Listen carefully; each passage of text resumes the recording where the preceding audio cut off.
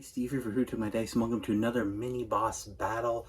The one-orc wog of Warboss Skullsmasha.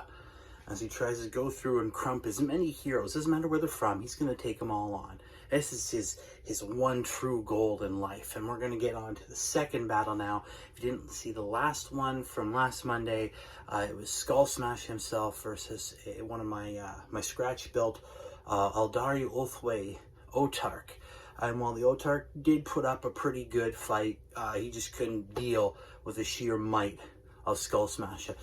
So let's see what's going to happen this week. We'll do a little tail of the tape, get a rundown of Skullsmasha and who he's going to be facing. Alright, so here we have Warboss Skullcrush himself. Not very different from the last time he was in a battle here, armed with his big choppa. This time around, we are going to have a little bit of shooting, and I'll tell you why in a minute.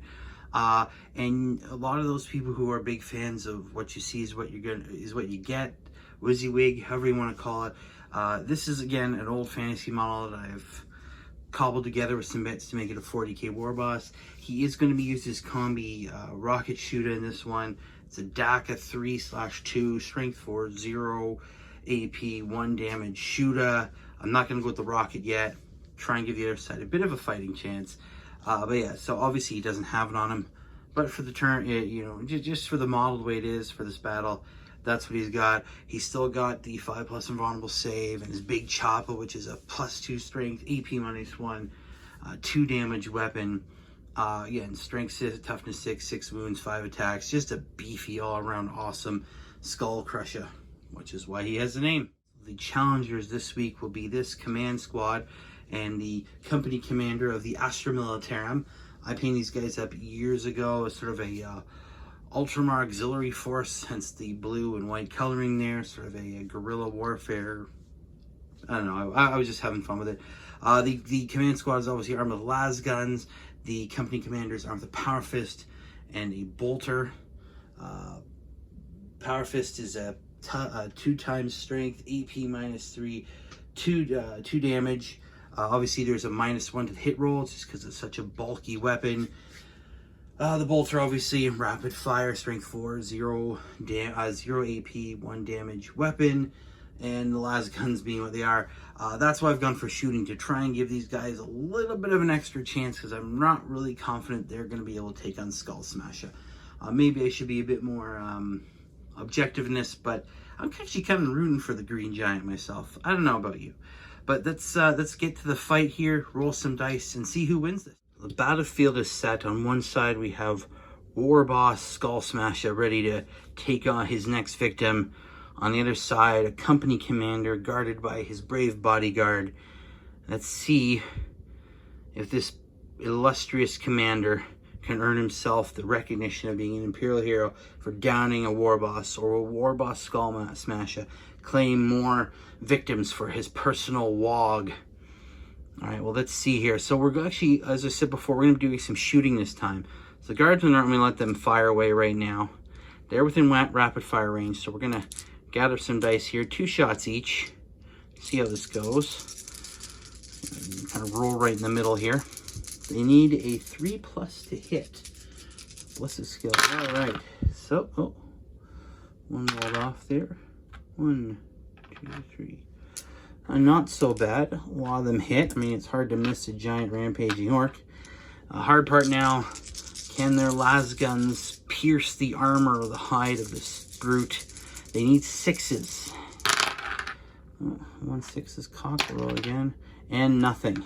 Not one thing. Now, a little word about cocked dice there. Whenever I have a cocked dice, I always re-roll it. Right? It hasn't landed properly. Just sort of a thing I do. So the shooting did not go well. We'll see if the bolter of the company commander can do anything here. He's hitting on a 3+. They both hit. He does need a 5 or 6 to wound though. He gets 1 through. Let's see if his 4+, if the Warboss's 4+ armor save can save him. It doesn't, so he actually takes a wound off that. So the bolter does manage to hurt the Warboss. More than likely anything else, it just makes him angrier. Now, normally we go to charges in close combat, but I'm going to let this Warboss have a little fun here. He's got his his combi rocket shooter. Now I'm just going to use the shoot apart thing. It is DACA 3/2. When you're within half range, you get 3 shots. He needs a 5 or 6 to hit, and he gets nothing. There's lots of noise, which the orcs will love. Alright, so now we are going to go in for combat. We'll just move everybody in here. So of course, these brave guardsmen charge in, each one getting 1 attack. Of course, the Warboss will be getting his 5 with his big chopper. Let's see if these guys can do it, if they can somehow become heroes in their own right and stop this guy. They are going to need 4s to hit. One guy hits. They are strength 3. He is toughness 6. He's going to need a 6 to wound. He does not get it. Let's see what the Warboss does. Our Warboss with his 5 attacks takes a swing here. He does need a 2+, so everything hits. And being strength 8, he needs a 2+ to wound. And he causes just enough there. Now these guys do get an armor save. It's only -1, so they do get a 6+ save. So let's see if some of them somehow manage to survive. And 1 does. 3, however, are chopped to pieces. Brought down by the big chopper. We'll remove their pathetic corpses here. So we'll go through one more time with this guardsman. He seems to be the lucky one. That's a whiff. And of course the Warboss will now chew him into little itsy-bitsy pieces. 2 misses there, that's not bad. And of course 2s. Let's see if this guy can make 3 6+ armor saves. And not a 1. Easily beaten down. Now we're going to try one more round of shooting with this company commander. See if this bolter can save him some trouble later on. And he whiffs horribly. It's a 2 to 1, so that's not so good. The Warboss and company commander come colliding in. Warboss angry about having a nice big hole in his shoulder from the bolter from beforehand. Let's see if the company commander can do it. Now he has 3 attacks with a power fist, and that could make all the difference. Power fists are still rather powerful.